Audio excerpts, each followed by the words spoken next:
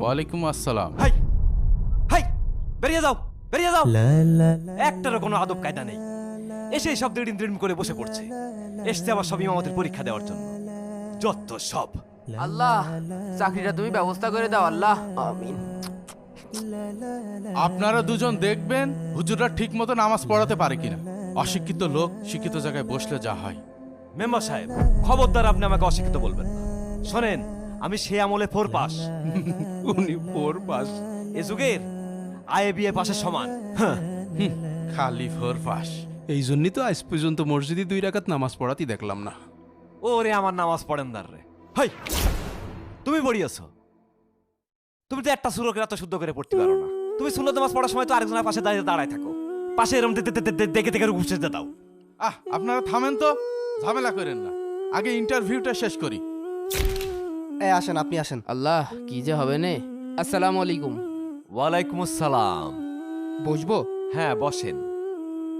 আচ্ছা, আপনি যদি আমাদের 10টা প্রশ্নের সঠিক জবাব দিতে পারেন, আপনি হবেন আমাদের মসজিদের পরবর্তী ইমাম। ইনশাআল্লাহ। আল্লাহ রহম কর আল্লাহ। আমার প্রথম প্রশ্ন, আবু জেহেল কোন যুদ্ধে নিহত হয়? বদর যুদ্ধে। আচ্ছা হুজুর বলেন, হজরত মুহাম্মদ সাল্লাল্লাহু আলাইহি সাল্লামের উস্তাদ কে ছিল? স্বয়ং আল্লাহ।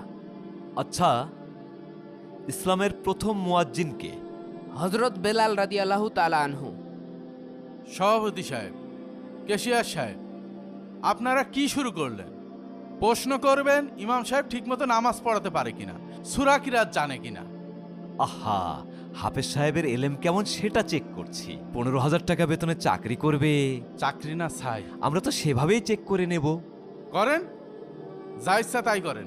দুনিয়ায় থাকতে জান্নাতের সুসংবাদপ্রাপ্ত সাহাবীর সংখ্যা কত? 10 জন। যোগ্যতার ভিত্তিতে আপনাকে আমাদের মসজিদের আমরা ইমাম বানাতে পারি। আলহামদুলিল্লাহ, আলহামদুলিল্লাহ আল্লাহ। তবে কিছু শর্ত আছে। জি বলেন, কি শর্ত? প্রথম শর্ত হচ্ছে, জুম্মার খুতবায় কোনো প্রকার রাজনৈতিক আলাপ করতে পারবেন না, আর সুদ ঘুষ নিয়ে তো কোনো কথাই বলতে পারবেন না। আর তারাবির নামাজ 30 মিনিটই শেষ করতে হবে। আর কিছু? মসজিদে 5 ওয়াক্ত সময় মতো আজান দিতে হবে। মসজিদ পরিষ্কার করতে হবে, আর কোনো ক্রমেই দেরি করা চলবে না। আপনারা যেভাবে বলছেন, এক কাজ করেন, একটা রোবট বানিয়ে নেন। নেও ঠেলা, আবার রোবট বানাতে হবে।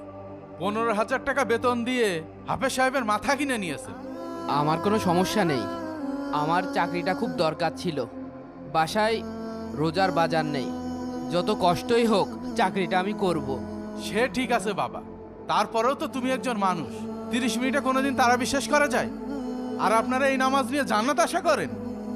ওভাবে দেখছেন কেন? এগুলোকে ফর্মালিটি বলে। এই ফর্মালিটি আমাকে শিখিয়েন না। আপনাদের মসজিদে 1 মাসের বেশি কোনো ইমাম টেকে না, শুধুমাত্র আপনাদের মূর্খতার জন্য।